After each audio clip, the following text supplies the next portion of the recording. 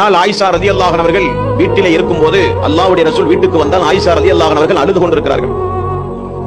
என்ன ஆயிஷா என்று கேட்டார்கள். யா ரசூலல்லாஹ், இப்பொழுதுதான் ஒரு பெண்மணி வந்து விட்டு சென்றால், அந்த பெண்மணி நடந்து கொண்ட அந்த முறையை பார்த்து என்னால் தாங்க முடியவில்லை, ஆகவே அழுகிறேன் என்றார்கள் ஆயிஷா ரலியல்லாஹு அன்ஹா. என்ன நடந்தது என்று அல்லாஹ்வுடைய ரசூல் கேட்டார்கள்.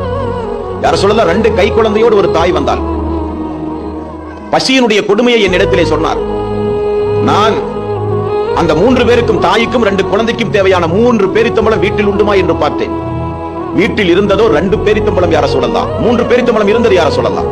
நான் அந்த 3 பேரித்தம்பளத்தையும் கொண்டு வந்து அந்த 2 குழந்தைகளுக்கும் அந்த தாய்க்கும் கொடுத்தேன். குழந்தைகள் அவசரமாக அந்த பேரித்தங்கனிகளை குழந்தைகள் தின்றது.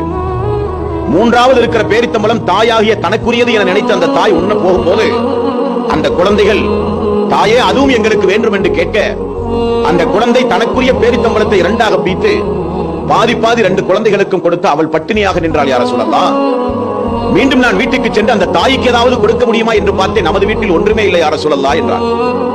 உடனே ரசூலுல்லாஹி ஸல்லல்லாஹு அலைஹி வஸல்லம் தன்னை வருத்திக் கொண்டு மிகப்பெரிய தியாகம் செய்து குழந்தைகளுக்காக வேண்டியே வாழ்கிற அந்த தாய் சொர்க்கத்திற்குரியவர்கள் என்றார்கள் ரசூலுல்லாஹி ஸல்லல்லாஹு அலைஹி வஸல்லம். இன்றைக்கு ஆடம்பர பொருள்களை வாங்கி குவிப்பதற்காக, வசதிகளை பெருக்குவதற்காக, உலகத்தில் அண்டை விட்டு பெண்ணை விட நாம் வசதியாக இருக்க வேண்டும் என்பதற்காக, நமது உறவினர்கள் எல்லாம் சந்தோஷமாக இருக்கும்போது நாம் எப்படி ஏழை எளியவர்களாக இருக்க முடியும் என்பதற்காக, சமுதாயத்தில் நம்முடைய அந்தஸ்தை உயர்த்தி காண்பிப்பதற்காக, நாமும் நம்முடைய கணவன்மார்களும் நம்முடைய பிள்ளைகளும் சந்தோஷமாக இருக்க வேண்டும் என்பதற்காக ஹராம் ஹலாலை கூட பார்க்காத குடும்பங்கள் இந்த சமுதாயத்தில் எத்தனை பேர்கள்.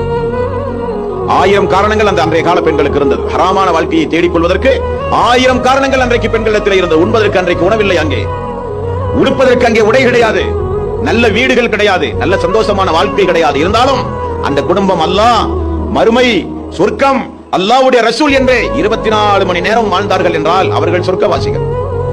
அந்த பாடங்களையும் படிப்பனைகளையும் நாம் பெற வேண்டும். நம்முடைய சகோதரிகளுக்கு சொல்லிக் கொடுக்க வேண்டும்.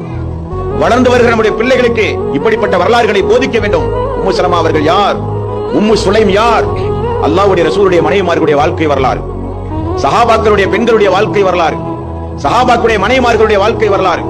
போர் காலங்களில் பெண்கள் எந்த அளவுக்கு போர்களிலே போய் பங்கெடுத்து போர் காயங்களோடு போர் காலங்களில் பாதிக்கப்பட்ட மக்களுக்கு மருத்துவ உதவி செய்கிறார்கள், குடிப்பதற்கு தண்ணீர் கொண்டு போய் கொடுக்கிறார்கள். இப்படியெல்லாம் அல்லாஹ்வுடைய மார்க்கத்திற்காக வேண்டி பாடுபட்ட பெண்களுடைய வரலாற்றுக்கு சொந்தக்காரர்கள் நாம் எல்லாம். ஆகவே தாய்மார்களே, பெரியோர்களே, எந்த காலத்திலும் அல்லாஹ்வுடைய மார்க்கத்தை மறந்து விடாதீர்கள். இதெல்லாம் இஸ்லாமிய மார்க்கத்தில் வாழ்ந்த அன்றைய கால பெண்கள். அந்த சரித்திரங்கள் எல்லாம் திரும்ப நாம் படிக்க வேண்டும், திரும்ப நாம் கேட்க வேண்டும். திருக்குர்ஆனோடு அதிகம் தொடர்பு வைக்க வேண்டும்.